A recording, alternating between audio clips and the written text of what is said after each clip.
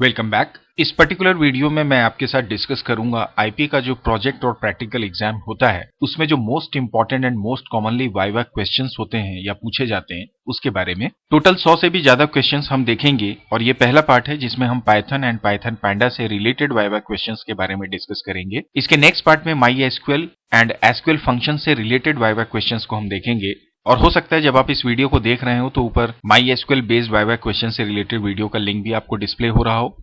Description box में इसका link आपको मिल ही जाएगा। तो चलिए आज के सेशन को स्टार्ट करते हैं, लेकिन उसके पहले प्लीज आप मेरे चैनल को लाइक करें, शेयर करें और सब्सक्राइब करना भी ना भूलें। आपका जो आईपी का प्रैक्टिकल एग्जाम होता है बेसिकली उसमें 3 चीजों के बारे में पूछा जाता है। एक तो आपका जो प्रोजेक्ट है उससे रिलेटेड बातें, दूसरा पाइथन प्रोग्रामिंग से रिलेटेड बातें और तीसरा होता है माई एसक्यूएल से रिलेटेड क्वेश्चंस। अब इसमें एक चीज आप ध्यान रखें कि जब आप इन्फॉर्मेटिक्स प्रैक्टिसेस की बात करते हैं तो चूंकि हमने पाइथन में पैंडास के बारे में डिस्कस किया है, आप जानते ही हैं पैंडास का मतलब हम बात कर रहे हैं डेटा हैंडलिंग की, तो पाइथन कोर से रिलेटेड क्वेश्चन तो पूछे ही जा सकते हैं, बट मोस्टली आपको पाइथन पैंडास जिसमें कि हम सीरीज और डेटा फ्रेम के बारे में डिस्कस करते हैं उससे रिलेटेड क्वेश्चन पूछे जाते हैं। पर सबसे पहले जब आप अपने प्रोजेक्ट फाइल को देखेंगे या सबमिट करेंगे या शो करेंगे तो वो पहले आपसे पूछेगा प्रोजेक्ट के बारे में, एक जनरल ओवरव्यू आपसे लेते हैं कि भाई आपने जो प्रोजेक्ट बनाया है वो वाकई आप उसकी जानकारी रखते हैं या नहीं रखते हैं। तो पहले तो आपसे पूछेगा कि give us brief introduction about your project. तो चूंकि मैंने यहां पर एग्जाम्पल के तौर पे इन्वेंट्री मैनेजमेंट को लिया है, आपका लाइब्रेरी मैनेजमेंट भी हो सकता है, हॉस्पिटल मैनेजमेंट भी हो सकता है। तो आपने जो अपनी प्रैक्टिकल फाइल रेडी की होगी उसमें जो इंट्रोडक्शन दिया होगा, ओवरव्यू दिया होगा, उसको आपको यहाँ पे डिस्कस करना है। तो जैसे इन्वेंट्री मैनेजमेंट है तो आप बता सकते हैं कि बेसिकली हम किसी भी बिजनेस इन्वेंट्री को मैनेज करने के लिए ये सॉफ्टवेयर बना रहे हैं। बेसिकली इसमें जो हमारा प्रोडक्ट है उसको मैन्युफैक्चर करना, उसको खरीदना, उसको स्टोर करना, उसको सेल करना, यूज करने से रिलेटेड जितने भी प्रोसेस हैं उनको हमने ऑटोमेट किया है। तो गुड्स का परचेस से लेकर उसको बेचने तक के पूरे प्रोसेस का हमने इस पे ध्यान रखा है। ये एक इन्वेंट्री मैनेजमेंट है, दूसरे तरीके से हम इसे स्टॉक मैनेजमेंट भी बोल सकते हैं। उसके बाद अगला क्वेश्चन वो आपसे पूछ सकते हैं कि भाई आपने जो प्रोजेक्ट रेडी किया है इसका बेसिक ऑब्जेक्टिव क्या है। तो ऑब्वियसली ये कॉमन ऑब्जेक्टिव्स हैं जो किसी भी तरह के आप सॉफ्टवेयर रेडी करते हैं, चाहे वो हॉस्पिटल से रिलेटेड हो, चाहे वो बैंकिंग से रिलेटेड हो, कोई भी प्रोजेक्ट आप बना रहे हैं तो उसमें चूंकि जब आप उसे सॉफ्टवेयर का फॉर्म दे रहे हैं तो ऑब्वियसली आप बोल सकते हैं कि इफिशिएंटली रिकॉर्ड्स को मैनेज करना, ये हमारा पर्पस है। जब भी कोई किसी पर्टिकुलर डेटा को हमारे प्रोजेक्ट में सर्च करे, जैसे इन्वेंट्री है तो वहां पर उसने कितना आइटम सेल किया, कितना आइटम परचेस किया, आइटम का स्टॉक क्वांटिटी कितना बचा है, इस तरह के जितने भी डेटा को वो सर्च करना चाहता है वो बहुत आसानी से सर्च कर सके, कम समय पे ज्यादा से ज्यादा वो स्टॉक को मैनेज कर सके, पेपर वर्क कम से कम हो सके, साथ ही साथ जो डेटा मैनेज करने का क्वालिटी है उसकी जो डेटा की एक्यूरेसी है वो बढ़ सके या बढ़ा सके, एवं डेटा की जो कंसिस्टेंसी है वो हम मेंटेन कर सकें। नाउ डेटा कंसिस्टेंसी जो कीवर्ड है इसके बारे में मैं आगे चल के आपको बताऊंगा जब हम एसक्यूएल से रिलेटेड क्वेश्चंस को पूछेंगे या डिस्कस करेंगे।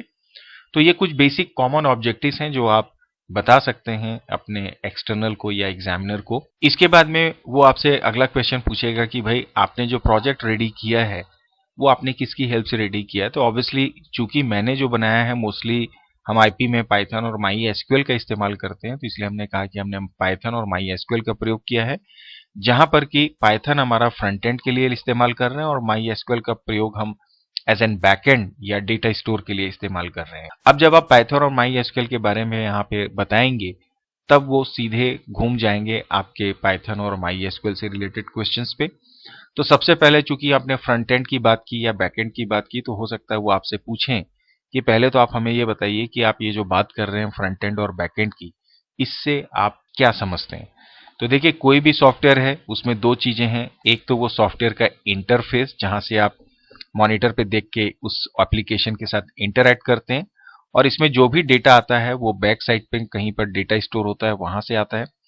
तो ये जो फ्रंट स्क्रीन पे आपके इंटरफेस दिखाई देता है या स्क्रीन दिखाई देता है उसे हम फ्रंट एंड बोलते हैं, और बैक एंड का मतलब हम बात कर रहे हैं डीबीएमएस की या डेटा स्टोर की, जो हम डेटा स्टोर करने के लिए बनाते हैं। तो फ्रंट एंड लाइक इंटरफेस जिसके थ्रू यूजर इंटरैक्ट करता है, और बैक एंड जहां पर हम डेटा को स्टोर करते हैं। तो जनरली जो आरडीबीएमएस है जैसे माई एसक्यूएल आप अपने यहाँ पर बता सकते हैं कि हम प्रयोग कर रहे हैं, ओरेकल भी है, ये सारे RDBMS as an back end इस्तेमाल किए जाते हैं। और किसी भी प्रोग्रामिंग लैंग्वेज या टूल का इस्तेमाल करते हुए हम फ्रंट एंड का निर्माण कर सकते हैं। जैसे यहाँ पर हमने पाइथन की बात की, आप जावा का भी इस्तेमाल कर सकते हैं। हो सकता है वो आपसे पूछे कि भाई पाइथन के अलावा और क्या है, तो आप बोल सकते हैं कि हम जावा भी यूज कर सकते हैं, सी प्लस प्लस भी यूज कर सकते हैं, विजुअल बेसिक यूज कर सकते हैं, वीबी डॉट नेट यूज कर सकते हैं, पीएचपी। तो इन सब के द्वारा आप फ्रंट एंड रेडी कर सकते हैं। और बैकएंड में जैसे मैंने बताया कि माई एसक्यूएल है, ओरेकल है, एसक्यूएल सर्वर है, इनग्रेस है, ये सब का आप इस्तेमाल कर सकते हैं। अगला क्वेश्चन इसी से रिलेटेड आपसे वो पूछ सकता है कि भाई क्या पाइथन को आप एज ए बैकएंड इस्तेमाल कर सकते हैं या माई एसक्यूएल को फ्रंट एंड के रूप में इस्तेमाल कर सकते हैं? तो इसका आंसर है कि नहीं, हम नहीं कर सकते, क्योंकि पाइथन जो है एक प्रोग्रामिंग लैंग्वेज है जिसका सोल पर्पस है किसी भी प्रोग्राम को डेवलप करना, उसके लिए एप्लीकेशन लॉजिक्स का निर्माण करना। और माई एसक्यूएल का जो सोल पर्पस होता है वो होता है सिर्फ और सिर्फ डेटा को मैनेज करना। अर्थात माई एसक्यूएल के द्वारा आप प्रोग्रामिंग लॉजिक्स को या एप्लीकेशन लॉजिक्स का इम्प्लीमेंटेशन नहीं कर सकते। इसलिए पाइथन को हम बैकएंड के रूप में या माई एसक्यूएल को फ्रंट एंड के रूप में हम इस्तेमाल नहीं कर पाएंगे। अगला क्वेश्चन आपसे फिर इससे रिलेटेड पूछेगा कि क्या आप ये जो प्रोजेक्ट बना रहे हैं पाइथन और माई एसक्यूएल को लेकर, क्या इसमें बिना माई एसक्यूएल के हम इस प्रोजेक्ट को बना सकते हैं, और अगर नहीं बना सकते तो क्यों? प्रोजेक्ट तो आप बना सकते हैं बिना माई एसक्यूएल के, लेकिन होगा क्या कि वो प्रोजेक्ट का केवल इंटरफेस डिजाइन होगा। टेम्पररी मान लीजिए आप डाटा इसमें डालते भी हैं तो, और प्रोग्रामिंग के द्वारा आप उसको स्टोर भी करवाते हैं, तो जब तक वो एप्लीकेशन चल रहा है तब तक वो डेटा डिस्प्ले होगा। जैसे ही एप्लीकेशन को आप क्लोज कर देंगे वो डेटा भी क्या हो जाएगा, डिस्ट्रॉय हो जाएगा। तो डेटा का परमानेंट स्टोर करने का सॉल्यूशन हमारे पास नहीं है। दूसरा एक आंसर ये है कि बिना अगर एसक्यूएल के आप बनाएंगे तो डेटा को परमानेंट स्टोर करने के लिए हम चाहें तो यहाँ पर सीएसवी फाइल का भी इस्तेमाल कर सकते हैं। आप में से बहुत लोग हो सकता है पाइथन और सीएसवी का प्रयोग करके प्रोजेक्ट बना रहे हो, तो सीएसवी को एज ए बैकएंड भी आप इस्तेमाल कर सकते हैं। इसके बाद में यही क्वेश्चन है कि क्या आप सीएसवी फाइल का इस्तेमाल कर सकते हैं? तो बिल्कुल हम सीएसवी फाइल का भी प्रयोग कर सकते हैं पाइथन के साथ एज एन बैकएंड अपने प्रोजेक्ट का निर्माण करने के लिए। अगला क्वेश्चन है कि कौन सा वर्जन आपने इस्तेमाल किया? तो ये चूंकि मैं अपने सिस्टम के अकॉर्डिंग यहाँ पे बता रहा हूँ कि पाइथन का 3.10, माई एसक्यूएल का 8.0, तो आप अपने सिस्टम के अकॉर्डिंग या जो भी आप वर्जन यूज कर रहे हैं उसको ध्यान रखेंगे। अगला क्वेश्चन आपसे बोलेगा कि भाई ठीक है, आप माई एसक्यूएल तो यूज कर रहे हैं, तो फिर ये एसक्यूएल क्या है और इन दोनों के बीच में क्या डिफरेंस है? तो देखिए, माई एसक्यूएल एक सॉफ्टवेयर है और इस सॉफ्टवेयर में डेटा को मैनेज करने के लिए हम एसक्यूएल का इस्तेमाल करते हैं, जो कि एक प्रकार की लैंग्वेज है। प्रोग्रामिंग लैंग्वेज हम इसको नहीं बोल सकते, लेकिन इट्स अ काइंड ऑफ सब लैंग्वेज जिसका इस्तेमाल डेटा को मैनेज करने के लिए किया जाता है। और इसके लिए जो सॉफ्टवेयर हम इस्तेमाल करते हैं that is your my SQL. और माई एसक्यूएल एक डीबीएमएस है। ज्यादा बेहतर तरीके से हम ये कह सकते हैं कि ये एक आरडीबीएमएस है, जिसमें कि डेटा स्टोर किया जाता है और विभिन्न तरीकों से मैनेज भी किया जाता है। और डेटा को स्टोर करवाने में और मैनेज करने में, मैनेज का मतलब डिलीट करना, अपडेट करना, डेटा सर्च करना, ये समस्त कार्यों को करने के लिए हम एसक्यूएल का इस्तेमाल करते हैं। इसमें उपस्थित कमांड्स का हम इस्तेमाल करते हैं। और एसक्यूएल जो है वो माई एसक्यूएल का इंटीग्रल पार्ट होता है, जबकि एसक्यूएल का इंटीग्रल पार्ट हम माई एसक्यूएल को नहीं बोल सकते। इस बात को भी आप ध्यान रखेंगे। तो ये कुछ बेसिक डिफरेंसेस हैं। अगला क्वेश्चन आएगा आपके सामने कि क्या माई एसक्यूएल और पाइथन दोनों फ्री हैं? तो बिल्कुल, ये दोनों पाइथन और my SQL open source software platform है या ओपन सोर्स प्रोग्रामिंग लैंग्वेज है। मतलब both are free to use, absolutely free to use. इसके लिए कहीं कोई एक पैसे देने की आपको आवश्यकता नहीं पड़ती। फिर बात आती है कि भाई आप पाइथन में प्रोग्राम बनाते हैं, तो ये सोर्स कोड से क्या आपका तात्पर्य है?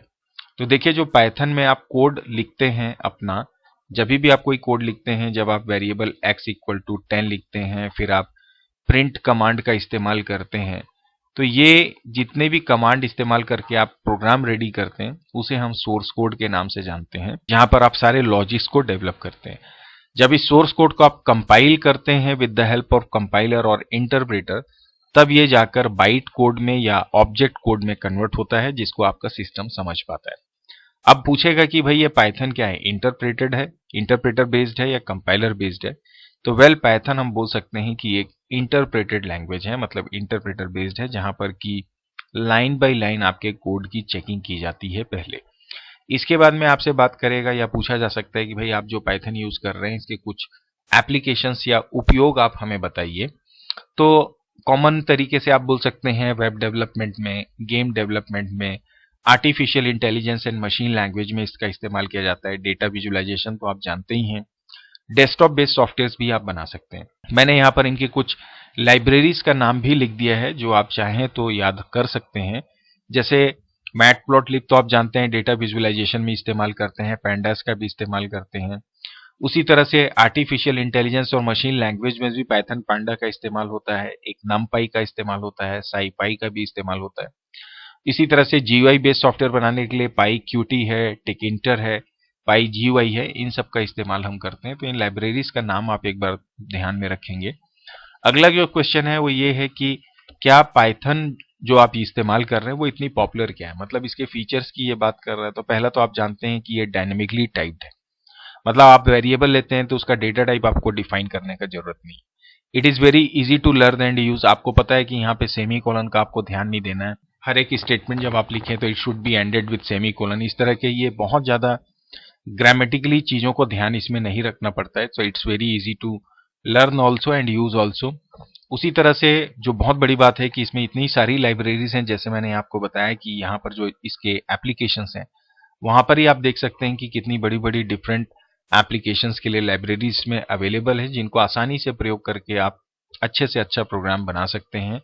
उसी तरह से किसी भी टाइप ऑफ एप्लीकेशंस के लिए आप इसको इस्तेमाल कर सकते हैं, चाहे वो मोबाइल एप्लीकेशन हो, डेस्कटॉप एप्लीकेशन हो, चाहे वेब एप्लीकेशंस बनानी हो, हार्डवेयर की प्रोग्रामिंग करनी हो। और क्लाउड कंप्यूटिंग के लिए भी ये one of the best programming language है।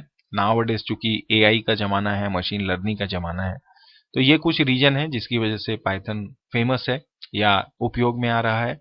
अगला क्वेश्चन है कि भाई what is this module actually. Well, module का मतलब है कि जब आप कोई पाइथन का प्रोग्राम बनाते हैं, जब आप उसे सेव करते हैं तो उसे हम पाइथन मॉड्यूल के नाम से जानते हैं। और इसका जो एक्सटेंशन होता है दैट इज ऑलवेज डॉट पाई। इस बात को आप ध्यान रखेंगे।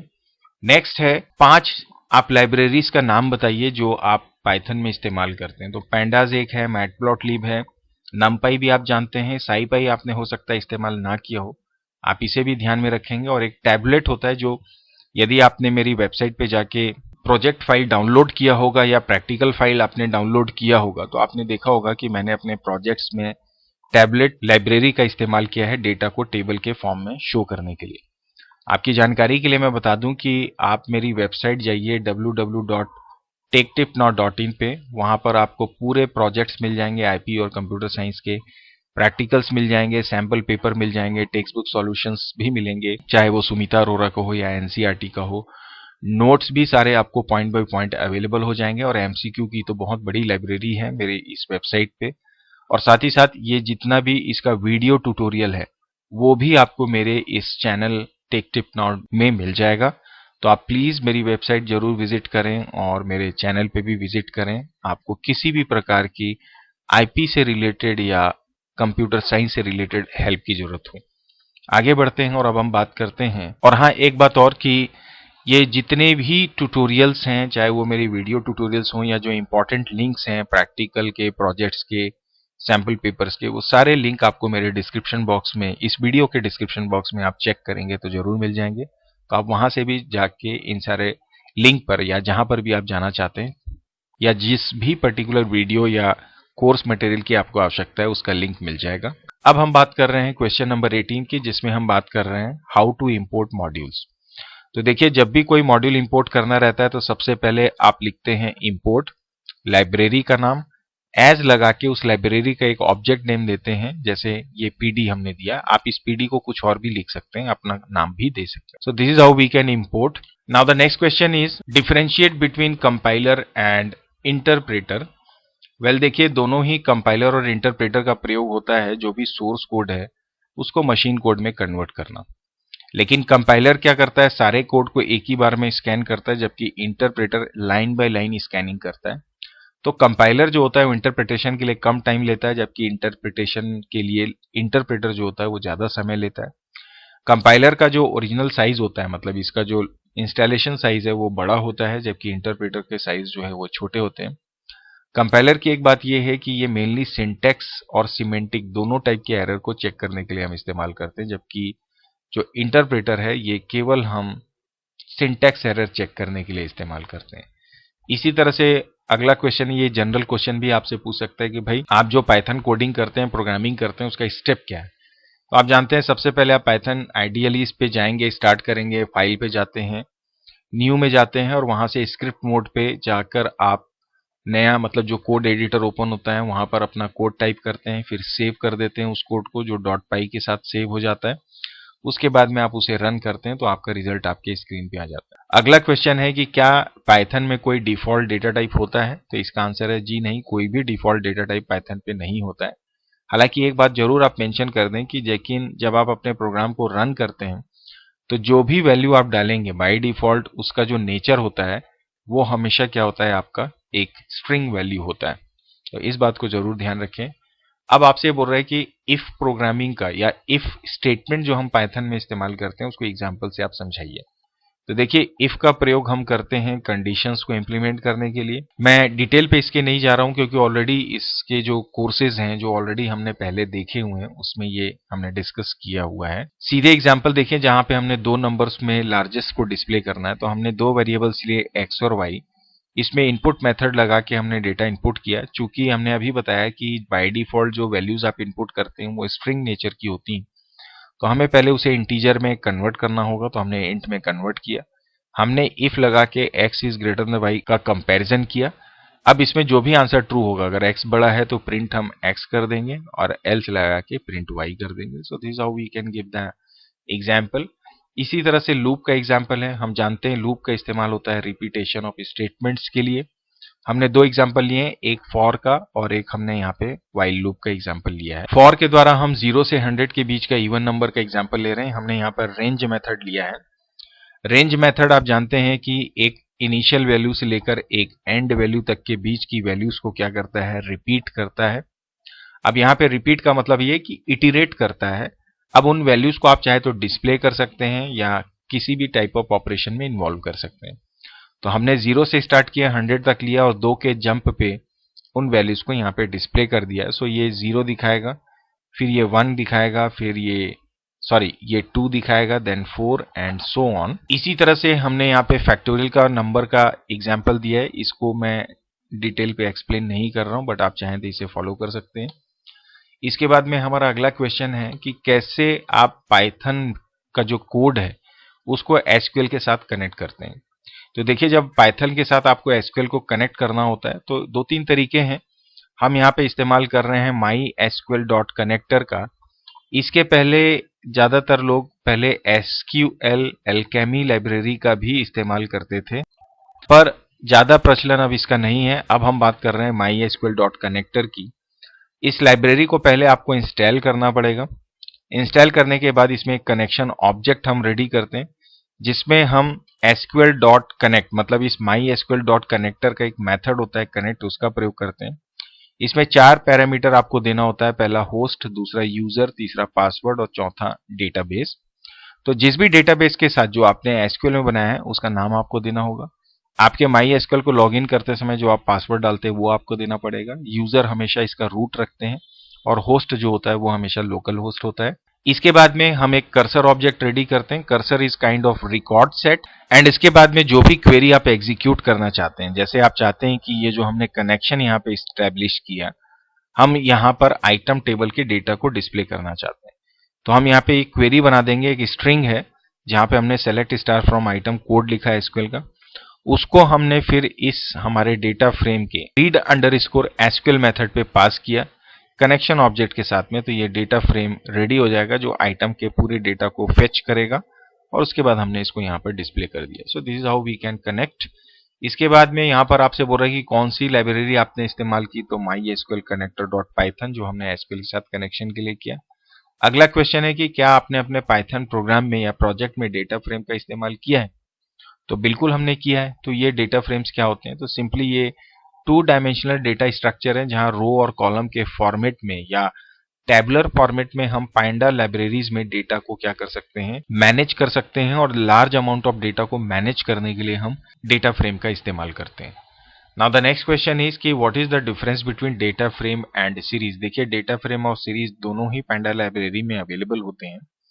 डेटा फ्रेम जो है वो 2D डेटा स्ट्रक्चर होता है, जबकि सीरीज जो है that is 1D data structure, मतलब 1 डायमेंशन। मतलब डेटा फ्रेम में आप डेटा क्या करते हैं, टेबुलर फॉर्म में मैनेज कर सकते हैं रिकॉर्ड्स को कुछ इस तरह से, जबकि सीरीज में एक सिंगल फॉर्म में आइदर वर्टिकली या हॉरिजॉन्टली आप क्या कर सकते हैं, डेटा को प्रेजेंट कर सकते हैं। डेटा फ्रेम में साइज और वैल्यू दोनों म्यूटेबल होता है, मतलब इसके आप साइज को भी इंक्रीज कर सकते हैं जब चाहें, और इसके अंदर जो वैल्यूज है उसको अपडेट करके कुछ और वैल्यूज उसकी वैल्यू को किसी और वैल्यू से अपडेट कर। सीरीज में जो आपने साइज मेंशन किया है वही साइज रहेगा, उसको आप बढ़ा नहीं सकते ना ही घटा सकते। हाँ, सिर्फ इसके अंदर की जो वैल्यू है उसे आप चेंज कर सकते हैं। डेटा फ्रेम में जो डेटा आप स्टोर करते हैं वो हेट्रोजीनियस होते हैं, मतलब एक ही टाइम पे integer, character, string, float value सबको आप मैनेज कर सकते हैं, जबकि सीरीज में अगर आपने इंटीजर लिया है तो तीनों में ही आप इंटीजर को क्या करते हैं, मैनेज करते हैं। सो ये कुछ डिफरेंसेस हैं जो आप ध्यान रखेंगे। इसी तरह से अगला क्वेश्चन है कि पैंडा का फुल फॉर्म क्या है। We all know that it is panel data system. फिर पाइथन पैंडा की इंपॉर्टेंस क्या है, तो जाहिर सी बात है मशीन लर्निंग, आर्टिफिशियल इंटेलिजेंस में ज्यादातर इसका इस्तेमाल होता है। डेटा विजुअलाइजेशन मतलब ग्राफ एंड चार्ट्स के लिए, अमाउंट ऑफ डेटा को मैनेज करने के लिए इसका इस्तेमाल करते हैं। कम कोड में ज्यादा एप्लीकेशंस, लॉजिक इंप्लीमेंट किए जा सकते हैं। डिफरेंट फॉर्मेट में डेटा को रीड किया जा सकता है और मिसिंग डुप्लीकेट वैल्यूज को भी काफी अच्छे तरीके से पैंडास लाइब्रेरी के द्वारा हैंडल किया जा सकता है, इसलिए ये ज्यादा पॉपुलर है। और मेनली आर्टिफिशियल इंटेलिजेंस और मशीन लैंग्वेज में, क्योंकि वहां पे डेटा का या लार्ज अमाउंट ऑफ डेटा का या बिग डेटा का बहुत प्रयोग होता है। अब क्या इस पैंडा को आप डायरेक्टली अपने प्रोग्राम में इस्तेमाल कर सकते हैं या आपको इंस्टॉल करना पड़ता है, तो बिल्कुल आपको पहले पैंडास लाइब्रेरी को अपने पाइथन पे इंस्टॉल करना पड़ेगा, और इसके लिए आप लिखते हैं पिप इंस्टॉल पैंडास। जब ये इंस्टॉल हो जाता है उसके बाद में आप इसे इंपोर्ट करके प्रयोग कर सकते हैं। सीरीज बनाने का कोड हमने यहाँ पे लिखा हुआ है, देखिए जैसे हमने पैंडा को इंस्टॉल करके पहले इंपोर्ट किया, एक लिस्ट रेडी की, उसके बाद इस पैंडा का एक मेथड होता है सीरीज, जिसके अंदर हमने इस लिस्ट को पास कर दिया और हमारा लिस्ट क्रिएट हो जाएगा। इस लिस्ट में आप अपनी खुद की इंडेक्सिंग कर सकते हैं, बिल्कुल कर सकते हैं। उसके लिए आपको जब आप सीरीज मेथड कॉल करते हैं तो एल के बाद कॉमा लगा के आपको लिखना है इंडेक्स इक्वल टू एबीसीडी। अगर आप एल के बाद कॉमा लगा के इसे कट भी कर दें और सीधे इस लिस्ट को पास कर देंगे तो भी ये एज एन इंडेक्स हमारे सीरीज में काम करेगा या अप्लाई हो जाएगा। सीक्वेंस को ध्यान रखें कि पहला आर्ग्यूमेंट जो रहता है वो हमेशा डेटा का होता है और दूसरा आर्ग्यूमेंट जो होता है वो इंडेक्स का होता है। अगर आप डेटा को बाद में लेना चाहते हैं, इंडेक्स को पहले लिखना चाहते हैं, तो फिर आपको ये इंडेक्स पहले लिखना होगा, लाइक इंडेक्स इक्वल टू आपको लिखना पड़ेगा। I am sorry, because of my software and machine I am not able to write properly. तो अगले क्वेश्चन को बढ़ते हैं। यहाँ पर ये बोल रहा है कि कोई एक सीरीज है, जैसे ये वैल्यूज के साथ में अगर आपको केवल 2, 4, 6 को डिस्प्ले करना, मतलब this one and this one, तो इसका जो इंडेक्स नंबर है दैट इज 0, देन 1, 2, 3, 4, मतलब आप स्लाइस कर दीजिए 1 से 3 तक, आपका रिजल्ट आ जाएगा। किसी भी सीरीज को रिवर्स ऑर्डर में डिस्प्ले करना है तो आप लिख सकते हैं एस ब्रैकेट में colon colon then -1 bracket close, और उसके बाद ये प्रिंट का ब्रैकेट भी आप क्लोज कर देंगे। अगला क्वेश्चन है कि ये एक सीरीज है, अगर इसका वैल्यू दिखाना है आपको, मतलब इस स्लाइस करोगे आप 1:4:2, तो क्या आंसर आएगा। 1 का मतलब ये 6 को दिखाएगा, 2 से जंप करेगा मतलब 1, 2, 3, 10 को दिखाएगा। चूंकि लास्ट वैल्यू जो है वो 4 है तो मतलब 3 तक आ चुके हैं, मतलब ये केवल 6 और 10 को डिस्प्ले करेगा।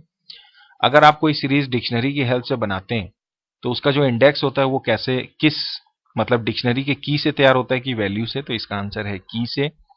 अगला हमारा क्वेश्चन है how will you display to first 3 values of series, मतलब किसी भी सीरीज की पहली 3 वैल्यू को डिस्प्ले करना है तो हम एस डॉट हेड मेथड का इस्तेमाल कर सकते हैं। हेड बाय डिफॉल्ट 5 टॉप रोज को डिस्प्ले कर सकते हैं, अगर आप 3 पास कर देंगे तो फर्स्ट 3 वैल्यूज को, या आप यहां पर स्लाइसिंग का भी इस्तेमाल कर सकते हैं। एस हमने स्टार्ट पॉइंट नहीं दिया रो का, तो बाय डिफॉल्ट 0 से लेगा :3 मतलब 0, 1 और 2, ये 3 वैल्यूज को ये क्या करेगा, डिस्प्ले करेगा, 0 को, 1 का और 2 को। अगला क्वेश्चन है right 3 features of data frame. पहले हमने देखा 2D है, हेट्रोजीनियस है, वैल्यू और साइज म्यूटेबल दोनों होता है। किसी भी डेटा फ्रेम के पर्टिकुलर रो और कॉलम को अगर आपको दिखाना है तो आप कैसे करेंगे, तो आप कुछ मत कीजिए, डेटा फ्रेम लगाइए, पहले कॉलम का लेबल दीजिए, फिर ब्रैकेट क्लोज करके लोअर लेबल दे दीजिए, आ जाएगा। या .at हम जानते हैं मेथड होता है, एट मेथड होता है, जिसके द्वारा एक सिंगल वैल्यू को एक्सट्रैक्ट किया जा सकता है। तो यहाँ पर कॉलम लेवल या रो लेवल ये 2 बार रिपीट हो गया, इसे एक बार आप कट कर दीजिए। अगला हमारा क्वेश्चन है एट और IAT का पर्पस क्या है, तो देखिए दोनों ही मेथड होते हैं जो सिंगल वैल्यू सिलेक्शन मेथड होते हैं। एट के द्वारा या एट के द्वारा हम लेबल बेस्ड सर्च करते हैं, सिलेक्शन करते हैं, और IIT के द्वारा इंडेक्स बेस्ड सर्चिंग होती है। इसी तरह से LOC और ILOC के बीच का भी डिफरेंस को आप ध्यान में रखें। देखिए LOC जो है वो लेबल बेस्ड है, ILOC इंडेक्स बेस्ड सर्चिंग करता है, और यहाँ पर एक या एक से ज्यादा वैल्यूज को आप सर्च कर सकते हैं, डिस्प्ले कर सकते हैं, निकाल सकते हैं। यहाँ पर एक बात ध्यान रखें कि जब आप LOC का इस्तेमाल करते हैं तो जैसे आपने लिखा DF डॉट लगा के आपने लिया LOC, अब इसके ब्रैकेट में जो स्टार्ट पॉइंट है कोलर लगा के जो एंड पॉइंट आप देंगे तो एंड पॉइंट तक, मतलब एंड पॉइंट का जो रिजल्ट है, मतलब एंड इंडेक्स या एंड लेबल जो रहता है वो भी इंक्लूडेड होता है। लेकिन अगर आप df.iloc कर दोगे तो जो एंड पॉइंट होता है वो हमेशा एक्सक्लूडेड होता है, इस बात का आप ध्यान रखेंगे। फिर डेटा फ्रेम को आपको 2D से बनाना है, 2D डिक्शनरी से, तो उसका एग्जाम्पल आपको बोल सकता है बनाने के लिए। तो आप एक 2D डिक्शनरी कुछ इस तरह से रेडी करिए, उसको पास कर दीजिए डेटा फ्रेम में, आंसर आपका आ जाएगा। उसी तरह से अगला एक और इंपॉर्टेंट क्वेश्चन आपसे पूछा जा सकता है कि काउंट और लेन में क्या डिफरेंस है। तो देखिए जो काउंट होता है ये हर एक रो के जो नॉन मिसिंग वैल्यूज रहते हैं उनको काउंट करके आंसर आपको रिटर्न करता है, और ये रो और कॉलम दोनों के लिए अप्लाई हो सकता है। बस आप जब df डॉट काउंट करेंगे तो बाय डिफॉल्ट तो ये रोज काउंट करेगा, लेकिन अब यहां पर अगर आपको रो चाहिए तो एक्सिस इक्वल टू 0 कर दीजिए, कॉलम की वैल्यूज को काउंट करना है, मतलब नॉन मिसिंग वैल्यूज को, तो 1 आपको पास करना होता है। इसी तरह से लेन मेथड जो होता है वो हर एक रो, मतलब वह किसी भी डेटा फ्रेम में अवेलेबल टोटल नंबर ऑफ रोज को क्या करता है, रिटर्न करता है। मतलब ये एलिमेंट्स काउंट नहीं करता, ये रो को एक्चुअली काउंट करता है। कौन? हमारा लेन मेथड। अगले क्वेश्चन की ओर बढ़ते हैं। इट इज सेइंग दैट कि कोई डेटाबेस हमारा, I mean it should be actually data frame. आप इसे ध्यान में रखें कि यहां पर ये बात कर रहा है डेटा फ्रेम की।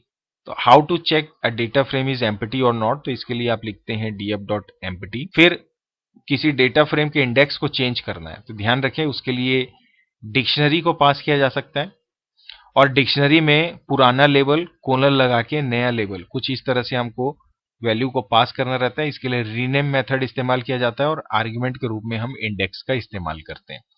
और एक बात और ध्यान रखें कि आपको in place equal to true को भी यहाँ पे पास करना होता है, अदरवाइज वो परमानेंटली चेंज डेटा फ्रेम के पुराने इंडेक्स को नए इंडेक्स से नहीं करता है। अगला क्वेश्चन है, यदि आप df.iloc 1:3 इक्वल टू 20 कर दें तो क्या होगा। तो देखिए 1:3 मतलब फर्स्ट कॉलम, सॉरी फर्स्ट का मतलब सेकेंड कॉलम, 2 मतलब थर्ड कॉलम। चूंकि ये ILOC है तो 3 को ये एक्सक्लूड कर देगा, तो सेकेंड और थर्ड कॉलम की जितनी भी वैल्यूज है उनको सबको 20 से रिप्लेस कर देगा। अगला क्वेश्चन बोलता है कि how can we add new column in a data frame. तो सिंपली आप DF लगाओ और सिंपल स्क्वायर ब्रैकेट में कॉलम का नाम दे दो। अगर वो एग्जिस्ट नहीं करता है वैल्यू के साथ में तो वो, अगर आप वैल्यू पास करेंगे तो नया कॉलम ऐड हो जाता है। अगला क्वेश्चन बोलता है कि what method one can use to delete column. तो कॉलम को डिलीट करना है तो डेल मेथड का भी इस्तेमाल करिए, फिर डेटा फ्रेम के साथ उसके कॉलम नाम को मेंशन कर दीजिए, या फिर आप ड्रॉप मेथड का भी इस्तेमाल कर सकते हैं, लेकिन यहां पर आपको कॉलम का लेबल साथ पास करना होगा, साथ ही साथ एक्सिस इक्वल टू 1 मेंशन करना होगा, क्योंकि बाय डिफॉल्ट जो ड्रॉप होता है वो रो को डिलीट करता है। तो कॉलम डिलीट करना है तो फिर ऐसी सिचुएशन में आपको एक्सिस इक्वल टू 1 यहाँ पे पास करना होगा। सो दिस इज df.drop। देखिए मैं इस पूरी सीरीज में क्वेश्चन जो मैं डिस्कस कर रहा हूँ या एग्जाम्पल मेंशन नहीं कर रहा हूँ, क्योंकि ऑलरेडी जो हमने पाइथन पैंडास की ट्यूटोरियल वीडियो देखी है, या अगर आपने नहीं भी देखी है तो ऊपर आई बटन पे लिंक डिस्प्ले हो रहा होगा ट्यूटोरियल का, उसमें इन सारी चीजों को मैंने डिटेल में डिस्कस किया हुआ है। चाहे तो आप पाइथन पैंडास के सीरीज और डेटा फ्रेम के पूरे कॉन्सेप्ट को समझने के लिए सारे मेथड्स और एट्रीब्यूट्स के साथ विथ एग्जाम्पल लिंक जो है उसका नीचे आपको डिस्क्रिप्शन बॉक्स में मिल जाएगा। अगला क्वेश्चन है एक्सपेंड CSV। हम जानते हैं it is comma separated values. अगला क्वेश्चन है CSV क्यों पॉपुलर है। तो पहला तो ये फास्ट होती है क्योंकि इसका साइज बहुत छोटा होता है, किसी भी प्लेटफॉर्म में इसको इंटीग्रेट किया जा सकता है, सभी एप्लीकेशन के साथ कॉम्पैटिबल है, ये ह्यूमन रीडेबल है, आसानी से मैनिपुलेट किया जा सकता है, इसको चेंज किया जा सकता है, और इंपोर्ट करना या स्प्रेडशीट में एक्सपोर्ट करना इसको काफी आसान होता है। So these are the reasons. इसके बाद में बात आती है पाई प्लॉट की, मतलब चार्ट की, डेटा विजुअलाइजेशन की। तो हम जानते हैं कि मैटप्लॉटलिब लाइब्रेरी का हम इस्तेमाल करते हैं। बार चार्ट यदि आपको बनाने के लिए बोला जाए कि उसका कोड लिखिए तो इस कोड को आप फॉलो कर लेंगे। यहाँ पर जो मैंने मेंशन किया है matplotlib.pyplot को आप इंपोर्ट करेंगे, एक लिस्ट ले लीजिए एक्स एक्सिस के लिए, एक लिस्ट रेडी कीजिए वाई एक्सिस के लिए जैसे क्लास और स्ट्रेंथ, और उसके बाद plt.bar मेथड लीजिए जो आपके कॉलम चार्ट का निर्माण करता है, उसमें एक्स एक्सिस में हम क्लास को पास कर देंगे, मतलब पहला आर्ग्यूमेंट जो है एक्स एक्सिस की वैल्यूज और जो दूसरा आर्ग्यूमेंट है वो वाई एक्सिस की वैल्यूज के लिए होता है। plt डॉट शो के द्वारा वो रिजल्ट डिस्प्ले हो जाएगा। इसी तरह से जब आप लाइन चार्ट बनाते हैं तो सेम यही है, वीक और टेम्परेरी दो हमने एक्स और वाई एक्सिस की वैल्यूज को लिया, प्लॉट मेथड लिया जो बाय डिफॉल्ट लाइन को प्लॉट करता है। हमने यहाँ पे लीजेंड का इस्तेमाल किया। ध्यान रखिए लीजेंड जो होते हैं, जो डेटा पॉइंट्स आप लेते हैं, जैसे ये कॉलम है, ये दो कॉलम आपने बनाए, तो पहला कॉलम किसके लिए, दूसरा कॉलम किसके लिए, तो डेटा सीरीज किसको रिप्रेजेंट कर रहा है उसके लिए लीजेंड इस्तेमाल करते हैं।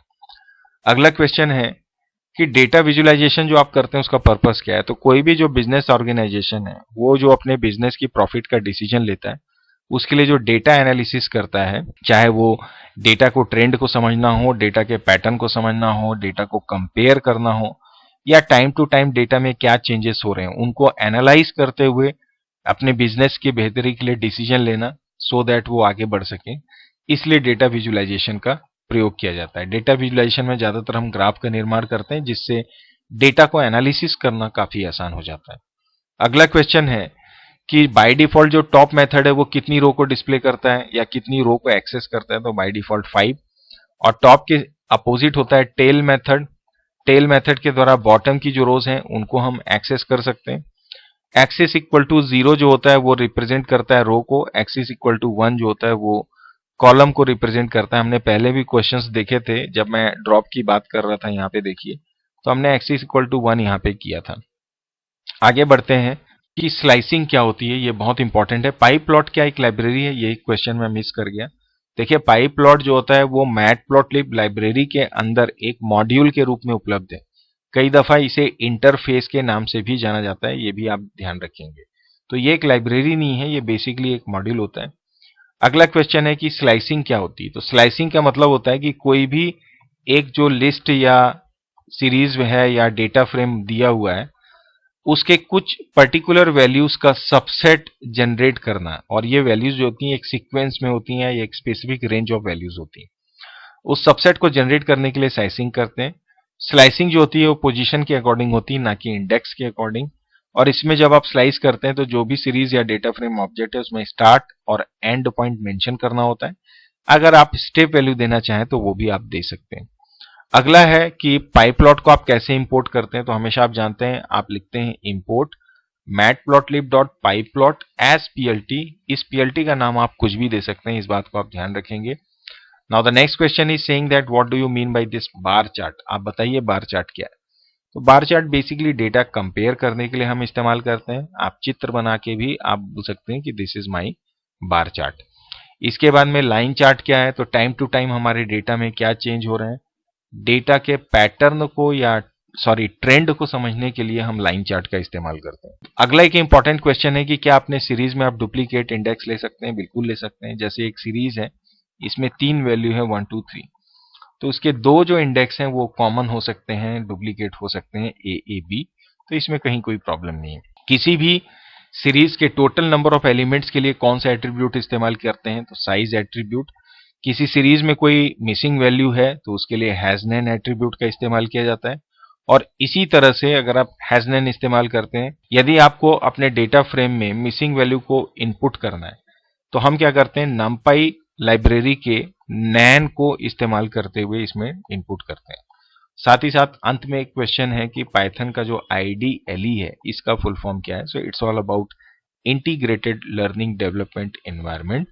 तो ये कुछ कॉमनली आस्क्ड और मोस्ट इंपॉर्टेंट पाइथन पैंडा से रिलेटेड और पाइथन से रिलेटेड इंफॉर्मेटिक्स प्रैक्टिसेस के practical and project based examination के लिए इंपॉर्टेंट क्वेश्चंस है जो मैंने आपके साथ अभी डिस्कस किए। मैं उम्मीद करता हूं कि अगर आप इसकी गो थ्रू करेंगे तो डेफिनेटली आपको किसी भी प्रकार की कोई प्रॉब्लम नहीं आने वाली है। इसके जो सेकंड पार्ट इसके बाद जो आएगा उसमें हम डिस्कस करेंगे माई एसक्यूएल से रिलेटेड क्वेश्चंस को। चलिए इस सेशन को यहीं पे एंड करेंगे, मिलेंगे नए सेशन में, नए चैप्टर, नए सॉल्यूशन, नए कॉन्सेप्ट के साथ में। Till then keep practicing, keep learning and do keep watching my channel. Thank you for watching this video and please again don't forget to like, share and subscribe my channel. Bye bye and take care. मेरे channel के description box में जाकर ये सारे materials की link आप प्राप्त कर सकते हैं।